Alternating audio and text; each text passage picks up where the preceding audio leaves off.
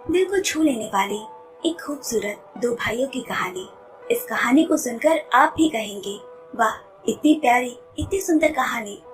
चारों तरफ इतनी नफरत फैली है, अहिंसा है, उसके बीच ये कहानी आपको हंसाएगी। वो कहते हैं ना, दिल को सुकून मिलना। तो चलिए आपको भी इन दो भाइयों की नगरी में ले चलूं। पूरी कहानी सुने, पसंद आए तो वीडियो को लाइक, शेयर, कमेंट और किसे कर देना। अगर अभी तक चैनल को सब्सक्राइब नहीं की है तो जल्दी से करें ऐसी कहानियां सुनने के लिए। 2019 की Tamil language movie the crow's egg, original name Kakka Muttai, director M Manikandan, IMDb rating 8.3। Chennai की एक झुग्गी झोपड़ी में दो भाई पेरियार और चन्ना अपनी माँ और दादी के साथ रहते हैं। सुबह खाने में एक सब्जी और चावल परोसते हुए दादी ने देखा कि पेरियार ने अपनी थाली से एक मुट्ठी चावल जेब में भर ली। इस बात से बेखबर उनकी माँ अपनी सास से बोल रही है, बच्चों के पति को जेल से छुड़ाने के लिए वकील 30,000 मांग रहा है, मगर थैली में सिर्फ 100 रुपए पड़े हैं। किसी तरह तो लिफ्ट मांगकर आज उनसे मिलने चली जाऊंगी। मगर सास अपने बेटे से नाराज है, उसने साथ जाने से मना कर दिया। इधर पेरियार भी चन्ना के साथ मैदान निकल गया, लेकिन बाकी बच्चों की तरह उनका ध्यान खेलने में नहीं बल्कि किसी और चीज में है। इसके बाद पेरियार ने अपनी जेब से वही चावल निकाली और एक ऊंची जगह पर रख दी। फिर पेड़ पर चढ़कर इंतजार करने लगी। उस पेड़ पर कौवे का घोंसला है जिसमें 3 अंडे हैं। जैसे ही कौवा का जोड़ा चावल खाने उतरा, इंतजार कर रहा पेरियार ने 3 अंडों में से 2 उठा लिए और एक वही कौवे के लिए भी छोड़ दिया। कितनी अच्छी सीख यहाँ हमें सीखने को मिलती है कि कम में संतुष्ट हो जाना। अंडों को खाकर दोनों भाइयों की खुशी चेहरे से झलक रही है, जैसे इससे लजीज चीज उन्होंने कभी खाई ही नहीं। इतने में उनकी माँ पड़ोसी के रिक्शे में सवार दोनों को लेने पहुंची। वो सभी बाबा से मिलने जेल जा रही है, मगर बच्चों को बाहर ही रुकना पड़ा। पिता ने घर का हालचाल पूछा। माँ ने झूठ कह दिया, सास तो आना चाहती थी, मैं ही नहीं ले आई, बूढ़ी है, परेशान हो जाएगी। फिर उसे जब बाहर खिड़की से बच्चों की आवाज आई, वो चिल्लाकर उनका हालचाल पूछने लगा और पेरियार चन्ना इधर बाहर से ही आवाज देकर उनका जवाब दे रहे हैं। उसे ये जानकर दुख हुआ कि जेल हो जाने से घर का खर्चा नहीं चल पा रहा, इसीलिए बच्चों के स्कूल छुड़वा दिए गए। अब दोनों बच्चे रेल की बिछी पटरियों पर से गिरे कोयले जमा करके बेचते हैं, उसी से घर का खर्चा चलता है। पेरियार अपने छोटे भाई को एक किनारे खड़ा कर मालगाड़ी से गिरे कोयले जमा कर बोरे में भरता है। जब उठाने लायक कोयले जमा हो जाते तो दोनों उसे बेचने बाजार की तरफ चल देते। 1 किलो का 3 रुपए मिलता है। पास बैठे चौकीदार भी उन्हें रोज यहाँ आते जाते देखता है। रास्ते में वो एक उन्हीं की उम्र के लड़के से मिला करते हैं जिसका नाम शिबू है। उसके पास ऐसे महंगे खिलौने हैं जो उन्होंने कभी नहीं देखे। शिबू और पेरियार दोनों की ही दुनिया इतनी अलग है कि दोनों को ही एक दूसरे को लेकर एक कौतूहल, जिज्ञासा है।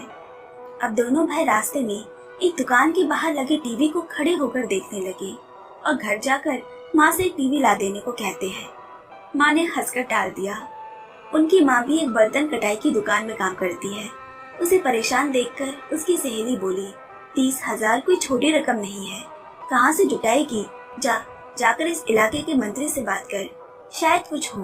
बात सुनकर वो वहाँ गई भी, लेकिन मिल न सकी। अब यहाँ जिस मैदान में बच्चे खेला करते थे, जहाँ कौवे का घोंसला वाला पेड़ भी है, वो जमीन किसी बड़े आदमी ने मॉल बनाने के लिए खरीद ली है।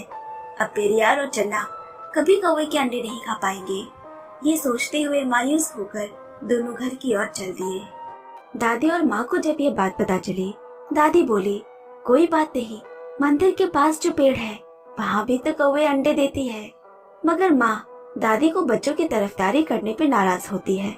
अब कुछ दिनों में इलेक्शन नजदीक आने से सरकार घर घर पर टीवी मुहैया करवाती है, जिससे बच्चे तो बहुत खुश हो जाते हैं, लेकिन केबल कनेक्शन गैरकानूनी होने की वजह से वो कभी साफ टीवी नहीं देख पाते। फिर भी खुश है। ऐसे महीनों गुजर गए और एक दिन उसी कौवे के पेड़ वाले मैदान में एक पिज्जा की दुकान खुली। सारे बच्चे उस दिन वहाँ इतने खुश हैं जैसे उन्हीं की दुकान हो, मगर किसी को पेरियार और चन्ना की क्या परवाह, वो तो रास्ते में नंगे दौड़ने वाले बच्चे हैं। पेरियार और चन्ना ने वहाँ के लोगों को गोल गोल मोटी मोटी लजीज रोटियां खाते देखी। घर आकर भी टीवी में उसी का विज्ञापन दिखा रहा है। चन्ना के मुंह में तो पानी आ गया। वो माँ से बोला, माँ मुझे भी पिज्जा खाना है। माँ ने डांट कर चुप कराते हुए कहा, बाप जेल में है और इन्हें पिज्जा खाना है। दोनों बच्चे गुस्से में घर से निकल गए। वो मोड़ पर गए ही थे कि एक पिज्जा वाला वहाँ खड़ा दिखा। उसे मेन रोड तक जाने का रास्ता नहीं मालूम। पेरियार बोला, एक बार पिज्जा खोलकर दिखाओगे तो तुम्हें निकलने का आसान रास्ता बता दूंगा। कुछ सोचकर डिलीवरी बॉय ने पिज्जा का डब्बा उनके सामने खोला और उसे देखकर उनकी आंखें खुली की खुली रह गई और पिज्जा से आती लाजवाब खुशबू ने उनका मन अंदर तक ललचा दिया, जैसे वो देख तो रहे हैं पर खा नहीं सकते। फिर डिलीवरी बॉय ने तुरंत डब्बे का ढक्कन बंद किया और बताए हुए रास्ते पर बाइक मोड़ दी। पिज्जा खाने की कोई तरकीब निकालने के लिए वो पिज्जा के विज्ञापन वाले कागज लेकर पहले उस रेल के पटरी वाले चौकीदार के पास गए। उसने कहा, ये तो 300 रुपए का है, इतना तो तुम दोनों मिलकर एक महीने में कमाते होगे। निराश होकर वो एक दोस्त के यहाँ गए। उसने कहा, यहाँ पर जो नंबर लिखा है उस पे फोन लगाने पे वो तुम्हारे घर पे पिज्जा देने आ जाएगा।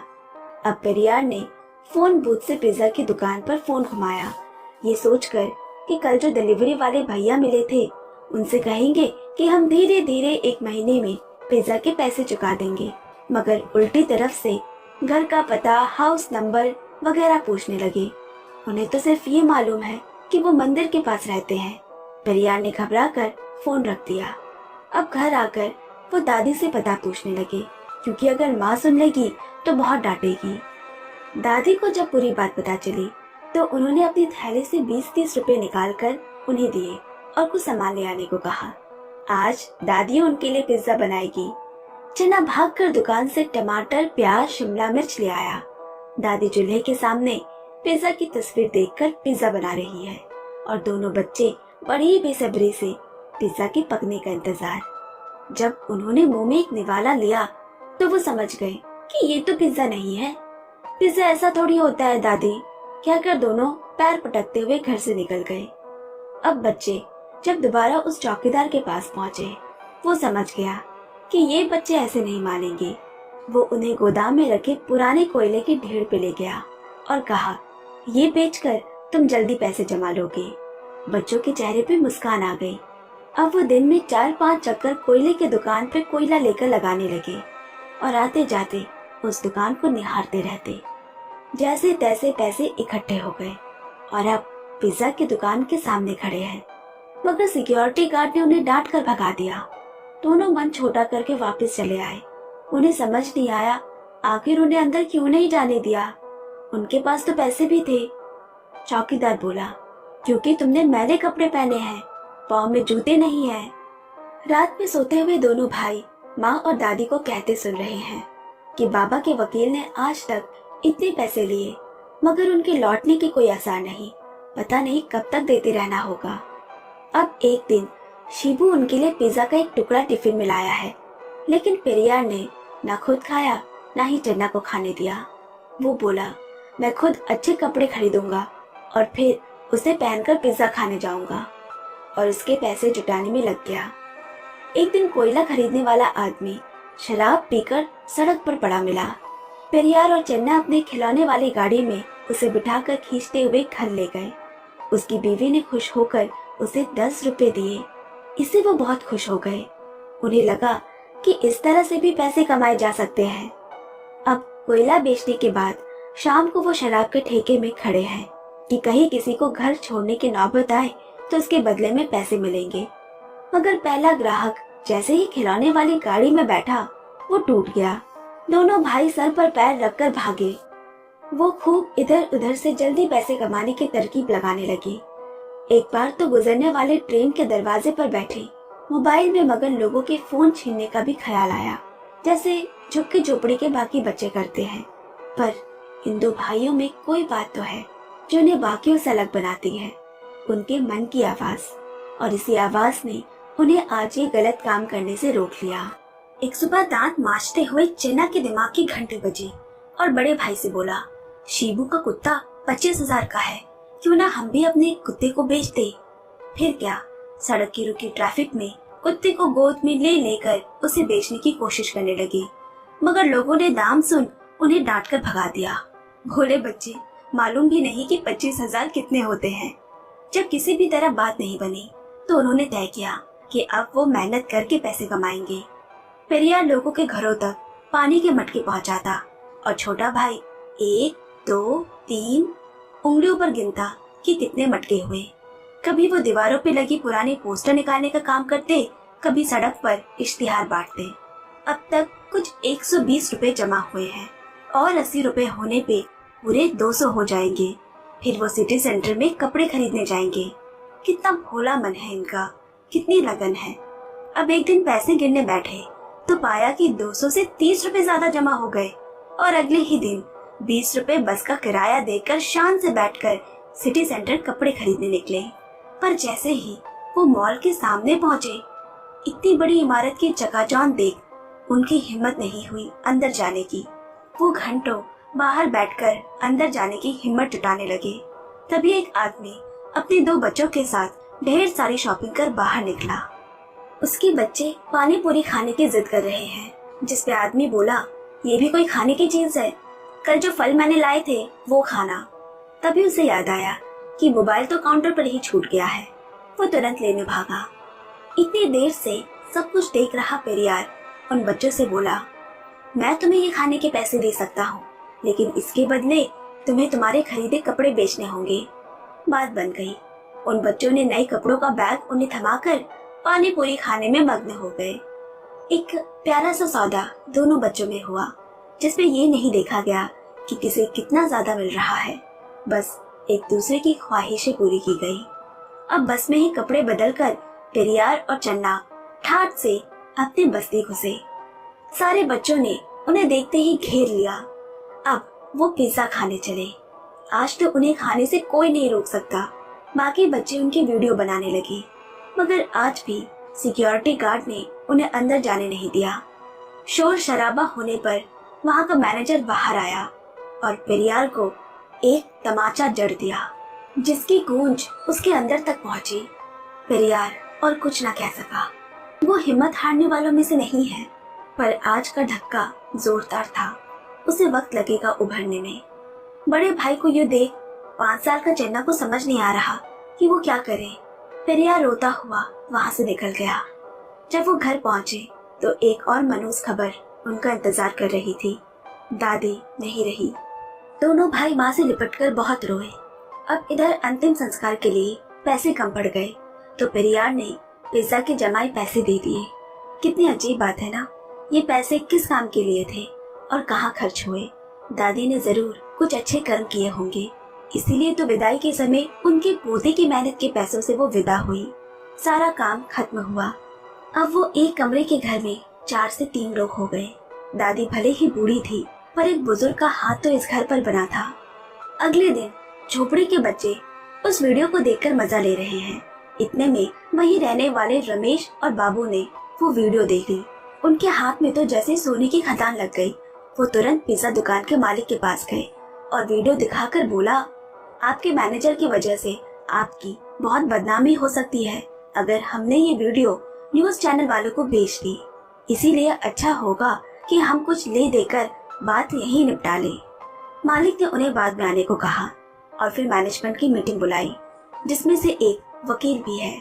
वो बोला, इन झुग्गी झोपड़ी वाले को मारना, वो भी हमारे पिज्जा शॉप के सामने, ये मानव अधिकार का उल्लंघन है। बहुत बड़ी मुश्किल में पड़ जाएंगे अगर किसी चैनल वाले को इसकी भनक तक लग गई। ये लोग छोटे मोटे गुंडे हैं, थोड़ा पैसा देकर बात रफा दफा करो, क्योंकि जितने बड़े लोगों को इसका पता चलेगा उतनी ही बड़ी रकम बात को दबाने के देने होंगे। अब रमेश को पिज्जा मालिक के वकील का फोन आया। रमेश ने सोचा 3-5 हजार मिल जाए तो भी वो वीडियो उन्हें दे देगा, मगर सामने से जब उसे 1 लाख देने की बात कही गई, थोड़ी देर के लिए तो उसे समझ नहीं आया कि क्या उसने ठीक सुना भी। लेकिन उसने सामने खड़े दोस्त बाबू को झूठ कहा कि बात 6,000 में तय हुई है, 3 तेरा 3 मेरा। इसके बाद रमेश सच धज कर पैसे लेने पहुंचा और जैसे ही उसने वो वीडियो दी, सामने टीवी पर ताजा खबर आ रही है। उसी वीडियो पे ये देखकर रमेश के तो होश उड़ गए। लक्ष्मी आते ही हाथ से निकल गई। फोन करने पे दूसरी तरफ से बाबू बोला, अरे तूने तो 6,000 की बात तय की थी, यहाँ न्यूज चैनल वाले ने 7,000 में बात नक्की की है। आजा, आज की दारू पार्टी मेरी तरफ से। रमेश से पैसे तो वापस लिए ही, साथ उसे काफी मार भी पड़ी। यहाँ रायता इतना फैल चुका है कि पिज्जा के मैनेजमेंट के सर पर हाथ पड़ गया। खबर आग की तरह फैल रही है। 2 झुग्गी झोपड़ी के बच्चे मुनासिब पैसे लेकर पिज्जा खरीदने गए, लेकिन उन्हें थप्पड़ मार कर वहाँ से भगा दिया गया। आखिर क्यों? इस पिज्जा शॉप के शहर भर में कई दुकानें हैं। तभी वही डिलीवरी बॉय ने वो खबर देखी और उनके पास आकर उसने बताया कि वो उन बच्चों को जानता है। तुरंत मैनेजर के साथ उसे बच्चों को लाने के लिए भेजा गया। यहाँ अब तक उस इलाके के मंदिर के कान में भी ये बात पड़ चुकी है। झुग्गी झोपड़ी के लोग उसकी तो जरूर सुनेंगे। मालिक ने मंत्री को फोन लगाया। एक तरफ मंत्री उनसे कह रहा है कि वो पिज्जा वालों के साथ है, बस पैसों का इंतजाम करते। दूसरी तरफ झोपड़ी वालों से कह रहा है कि वो उनके साथ है और उन्हें आंदोलन के लिए प्रेरित कर रहा है। इधर आधी दुनिया को ये खबर पता चल चुकी है, लेकिन पेरिया, चन्ना या उसकी माँ को कुछ मालूम ही नहीं। घर पे टीवी खोलते ही जैसे ही बच्चों ने खुद को टीवी पर देखा, वो डर गए, ये सोचकर कि उनसे कोई बड़ी भूल हो गई है, तभी तो टीवी पर उनको दिखाया जा रहा है, और डर कर घर से भाग गए। रमेश और बाबू ने आकर उनकी माँ को पिज्जा स्पॉट के थप्पड़ वाली बात बताई। बच्चों को घर में न देख उन्हें ढूंढने को निकल पड़ी। यहाँ पिज्जा दुकान के मालिक ने पुलिस को भी उन बच्चों को लाने भेजा है। अब मंत्री ने उनकी माँ को बुलाकर कहा, मैं तुम्हारे पति और बच्चों के बारे में सब जानता हूँ, उनकी कोई गलती नहीं, तुम चिंता मत करो, मैं सब संभाल लूंगा और तुम्हारे पति को भी जेल से छुड़वा दूंगा। बस बच्चे जैसे ही घर लौटे उन्हें सीधा मेरे पास ले आना। सबको अपनी अपनी पड़ी है। सुबह से शाम हो आई, उन 2 भाइयों का कहीं कोई अता पता नहीं, ना जाने कहाँ डर कर छुप कर बैठे हैं। पूरी रात उनकी माँ चौखट पे बैठे उनका इंतजार करती रही। सुबह पुलिस उनकी माँ को लेकर बच्चे को ढूंढने निकली। बच्चे पुलिस देखकर भागने ही वाले थे कि माँ की आवाज सुन लौट आए। माँ ने उन्हें गले से लगा लिया। उसे बहुत दुख हुआ कि उनके बच्चे को दुनिया के सामने मार खाते हुए दिखाया जा रहा है। पुलिस सबको लेकर पिज्जा की दुकान पहुंची। वहाँ पूरी मीडिया खड़ी है। दुकान का मालिक खुद उन्हें अंदर लेकर गया और बताया कि उस मैनेजर को नौकरी से निकाल दिया गया है क्योंकि उसने एक गरीब बच्चे का अपमान किया है। उसने सबके सामने माफी मांगी। ये सब साफ है, मालिक अपने दुकान के बदनामी को होने से रोकने के लिए कर रहा है।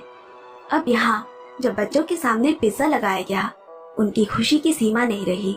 माँ और बाकी बच्चे उन्हें बाहर कांच के उस पार से देखकर खुश हो रहे हैं। पर ये क्या, पिज्जा का पहला निवाला मुंह में लेते ही उन्हें उसका स्वाद अच्छा नहीं लगा और बोल पड़े, इससे अच्छा तो दादी का डोसा वाला पिज्जा था।